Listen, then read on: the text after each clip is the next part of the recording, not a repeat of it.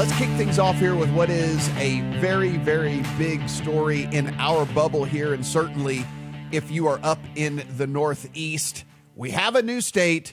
It is a state in which one of the big gaming companies is located. It is a state in which, best or worst, depending on who you talk to, fan base in the world, we now have Massachusetts on board. Mind you, the person that you are talking to is a New Yorker by birth and by allegiance, and so I have my own thoughts on that. But I will say this much. Wicked awesome. Good job there, Massachusetts. It took until 5 a.m. Monday morning, roughly 5 hours after the original deadline for the end of the legislature in Massachusetts, but a compromise was reached between the House and Senate on their two sports betting bills, and that means that at the earliest by later this year and probably by the Super Bowl, you will have legal sports betting in Massachusetts. It is a bill that does not look too dissimilar to others that we've seen throughout the country. They end up settling at a 20% tax rate on mobile, 15% on retail. There'll be 7 standalone licenses. The 3 existing casinos will have skins available as well. You could see as many as 15 brands in Massachusetts. You will see all of the big ones, including the one that you referenced there, Matt. DraftKings, of course, is headquartered in Boston. What we were waiting on was to see, with this conference committee between the House and the Senate, who had passed very different bills, if they would be able to reach a compromise. Now, I just mentioned they obviously did go with a tax rate that looks a lot more like what the House wanted than the Senate. The Senate had proposed something in the range of 35% for the tax rate. The big sticking point, according to our Mike Mazzio, and by the way, welcome to Mike Mazzio on the LSR staff. Mike Mazzio talked to one of the conference committee negotiators who said that the college sports ban was the biggest issue that they had to work through. Now, the Senate had a total ban. It ended up being reduced down to just a ban on betting on in-state colleges. That ban will be lifted during March Madness, so you will have the ability, should we have a return to the John Calipari glory days for UMass, you will have the ability to bet on them during March Madness to win the tournament, not on individual games. So that is taken care of. There was potentially going to be a whistle-to-whistle advertising ban that came out of the Senate bill. That went away as well. So what we ultimately ended up with in Massachusetts was a bill that looked a lot more like the more reasonable one that the House had passed all the way going back to last year. So that was a bill that took about a year to make its way into and through the Senate with their own version. And by 5 a.m. Monday morning, there was legal sports betting approved in Massachusetts. Still waiting on the governor's signature, but that is expected to be a formality. Dustin, you and I and Adam have joked about this, as we've been, years now that we've been doing this podcast, of this whole college sports betting hang up that we continue to get. There's a little thing called Venmo and like PayPal and all this stuff. It's like, it's not like you got to meet them on the corner if really these guys want to, do anything nefarious or whatever. But it is one of those things where we have found now, at least in a few different states, where there can be this kind of like olive branch, this compromising point where we can say, okay, well, how about this? We won't do it on in-state colleges. And still, whenever we do things like that, we laugh, but it has been something that's kind of helped things get across, at least opened up other conversations and or helped things get across the finish line. Yeah, it's a bad policy. If you're legalizing sports betting, you should be legalizing everything that's legit to bet on, which should include D1 college basketball of all sorts. There's no gains in integrity from getting rid of in-state schools. That being said, you're absolutely right. If this is the one little thing that that policymakers and legislators want to say, well, we're going to stop it from happening in our schools. Okay, great. If that's not true, but if that makes you sleep better at night and get sports betting across the finish line, by all means do that. Again, it is just crazy, but again, much better that they did this in-state school ban rather than a full ban on college sports, because I'm not going to say you shouldn't legalize sports betting at all if you're not going to have college betting, but it's you're not accomplishing anything. You're really creating then a much inferior product to the offshore sports books, which are again going to happily continue taking your money to bet on college football and college basketball.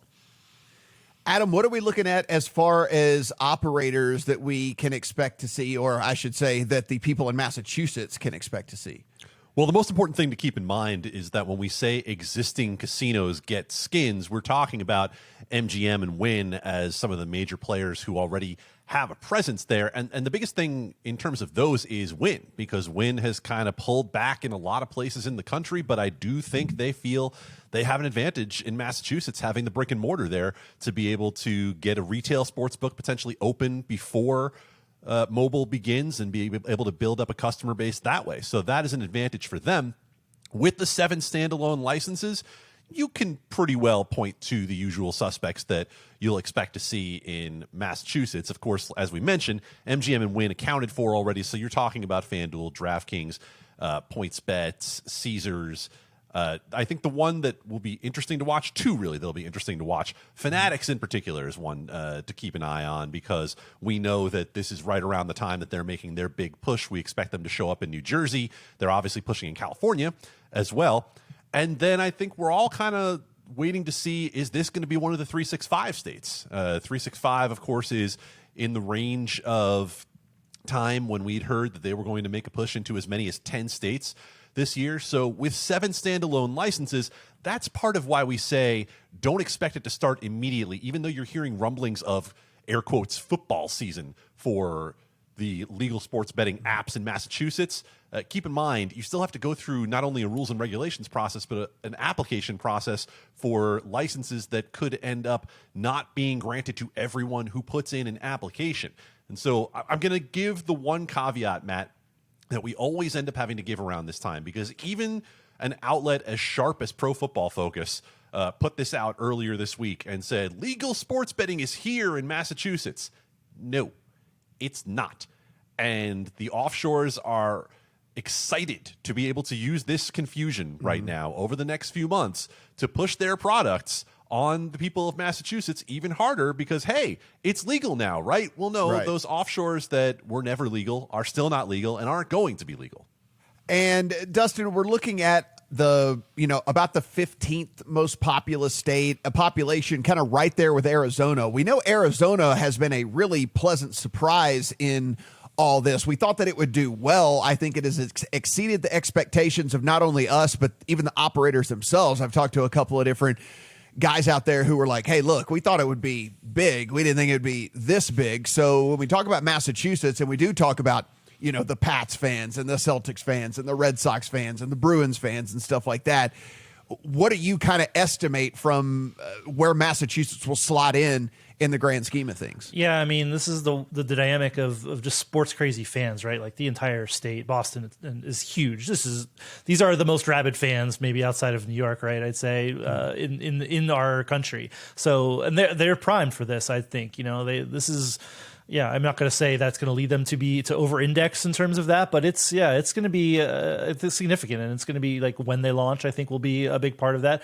Obviously, no chance we're going to see online sports betting before the NFL season. Launched in the middle of it or around the Super Bowl, there's going to be a huge uptake, I think, around that. You've got, and you have, even though DraftKings has only done DFS there, they are kind of ingrained in Boston, Massachusetts culture. People know what DraftKings is if you live in there.